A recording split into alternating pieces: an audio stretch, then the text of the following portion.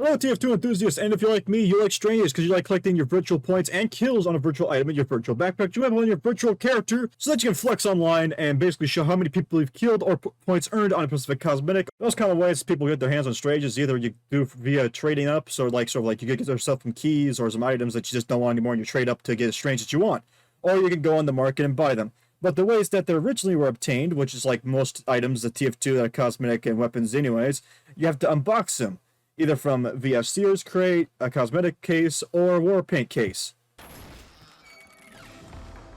Ugly as fuck. Even more ugly as fuck. Extremely ugly as fuck.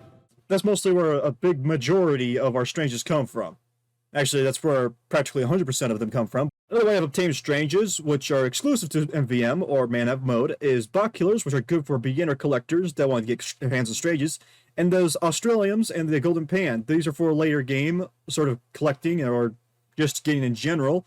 And last but not least, the Strangifier category, where you can use an item to make anything strange. We've already talked about the Civilian Stat Clock, which makes some war paints into strange and la-di-da. So how did Strangifiers come around? Well, originally, when Valve was in their heyday of making updates for TF2, they made strange items in the series crates. Since people love these stranges that were in these series crates, Valve capitalized on this and basically have a Strangifier, an item combining with a normal item to make it strange, because people also wanted to use those items too, so like things that were promotional or something that hasn't been strange yet. And since most of the items that were floating around already, they decided to just add a way to make them strange because, you know, there's tons of these items just floating around. Might as well just, instead of making them go to waste, might as well just make a Strangifier for them and call it a day.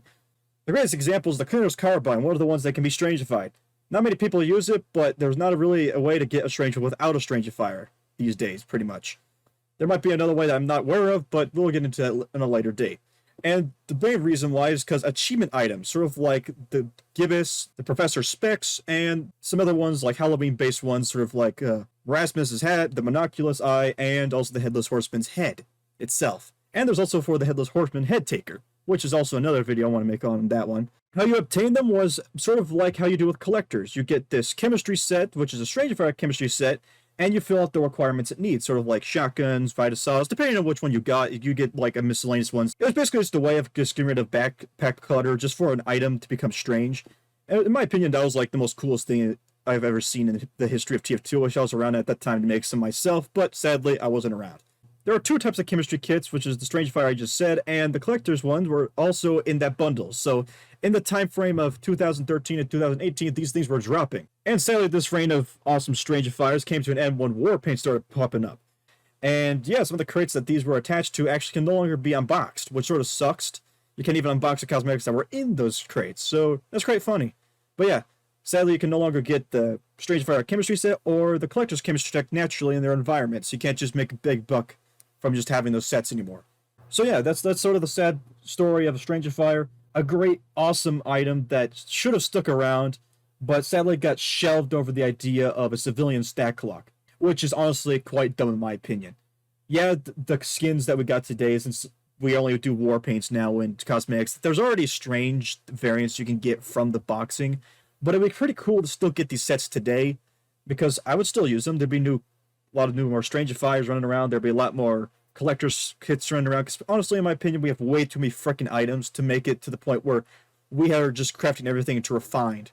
And having some of these kits running around again would be actually quite interesting. I would like to see that come back, but sadly, these awesome, amazing things are gone forever. So Strangifiers are a relic of the past, a shame that they're gone, but there are some little things before I end up this video I want to talk briefly about. So these are in high demand, everybody wants to get their hands on them.